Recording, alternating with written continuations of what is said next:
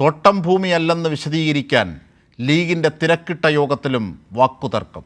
PK Basheer MLA ദുരന്തബാധിതരെ അവഹേളിച്ചുവെന്നും ആരോപണമുയർന്നു. ഭൂമി ദുരന്തബാധിതരുടെ പേരിലേക്ക് മാറ്റാൻ തിരക്കിട്ട നീക്കം ലീഗ് നടത്തുന്നു. ബുധനാഴ്ച 85 പേരിലേക്ക് ഭൂമി രജിസ്റ്റർ ചെയ്യുമെന്നാണ് യോഗത്തിൽ അറിയിച്ചത്. ചൂരൽമല പുനരധിവാസ പദ്ധതിക്കായി മുസ്ലിം ലീഗ് വാങ്ങിയ തോട്ടഭൂമി ഗുണഭോക്താക്കളുടെ പേരിലേക്ക് മാറ്റാൻ തിരക്കിട്ട നീക്കമാണ് നടക്കുന്നത്. തോട്ടം ഭൂമി തരമാറ്റിയെന്ന ലാൻഡ് ബോർഡ് കണ്ടെത്തലിൽ കേസെടുക്കാൻ അനുമതി തേടി സംസ്ഥാന ലാൻഡ് ബോർഡിന് സോണൽ ലാൻഡ് ബോർഡ് കത്ത് നൽകിയിട്ടുണ്ട്. ഭൂമിയുടെ ഇപ്പോഴത്തെ ഉടമയായ പാണക്കാട് സാദിഖലി തങ്ങളെയും കേസിൽ കക്ഷി ചേർക്കാൻ അനുമതി തേടി. സാദിഖലി തങ്ങളുടെ പേരിലേക്ക് കൂടി നിയമ നടപടി എത്തുമെന്നത് മുന്നിൽ കണ്ടാണ് ഗുണഭോക്താക്കളുടെ പേരിലേക്ക് ഭൂമി മാറ്റാനുള്ള തിരക്കിട്ട നീക്കം നടക്കുന്നത്. വരുന്ന ബുധനാഴ്ചയോടെ സർക്കാർ ലിസ്റ്റിൽ ഉള്ള 85 പേരിലേക്ക് സ്ഥലം മാറ്റി രജിസ്റ്റർ ചെയ്യാനാണ് നീക്കം.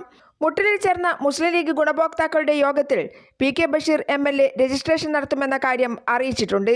വീട് പൂർത്തിയാക്കിയ ശേഷം വീടും സ്ഥലവും ഒരുമിച്ച് രജിസ്റ്റർ ചെയ്ത് നൽകും എന്നായിരുന്നു ലീഗ് നേരത്തെ അറിയിച്ചത്.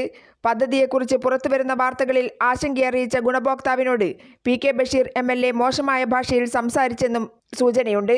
ചെങ്കല്ലാണോ കട്ടയാണോ വീട് നിർമ്മാണത്തിന് ഉപയോഗിക്കുക എന്ന് ചോദിച്ച ആളോട് ചെളി കൊണ്ടാണ് വീട് പണിയുക എന്നായിരുന്നു PK ബഷീറിന്റെ മറുപടി. PV Joshila, Kairali news, Wayanad.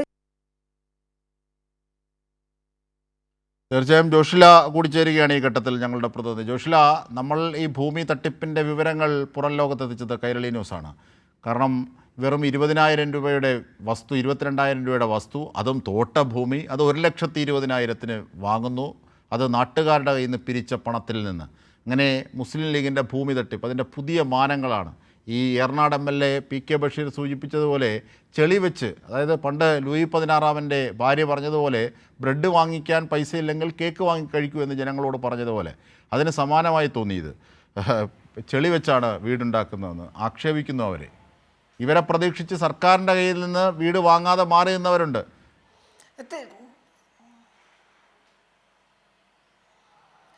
തീർച്ചയായും അജിംഷാദ്, ആളുകളെ വഞ്ചിക്കുക മാത്രമല്ല പരിഹസിക്കുന്ന രൂപത്തിലേക്ക് ലീഗ് മാറിയിരിക്കുന്നു എന്നുള്ളതാണ് ഏറ്റവും ദുഃഖകരമായ കാര്യം.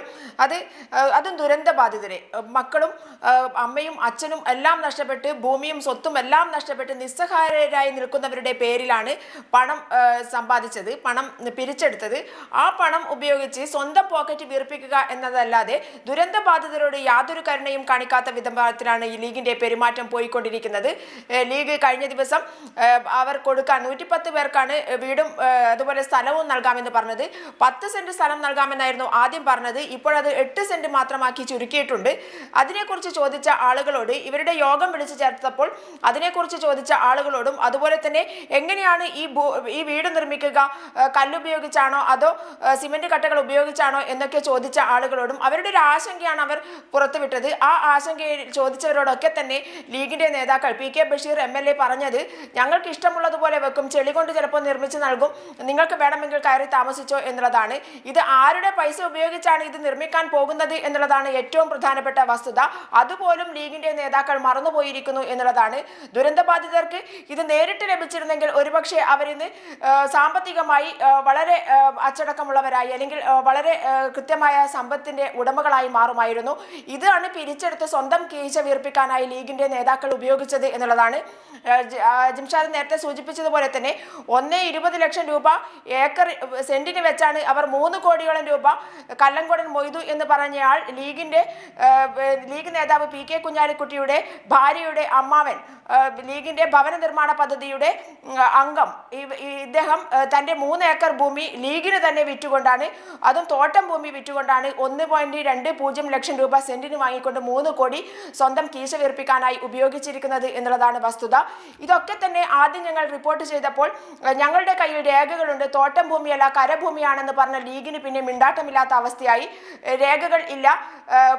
അതുപോലെ തന്നെ തീർച്ചയായും ജോഷില സൂചിപ്പിച്ച പോലെ ആ രേഖകൾ സൂചിപ്പിക്കുമ്പോൾ പണ്ട് ശങ്കരാടിയുടെ കഥാപാത്രം ഉയർത്തിക്കാട്ടിയതുപോലെ കൈ രേഖകൾ കാട്ടുന്ന കാഴ്ചയും നമ്മൾ കണ്ടതാണ്. ജോഷില ഈ വാർത്തകളൊക്കെ തെളിവ് സഹിതം പുറത്തേക്ക് കൊണ്ടുവരുമ്പോൾ കൈരളി ന്യൂസ്